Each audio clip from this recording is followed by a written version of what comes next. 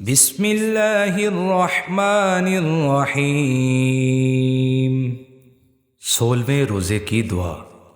اللہم وفقنی فیہ لموافقۃ الابرار وجنبنی فیہ مرافقۃ الاشرار وآوِنی فیہ برحمتک الی دار القرار بِإِلَٰهِيَّتِكَ يَا إِلَٰهَ الْعَالَمِينَ۔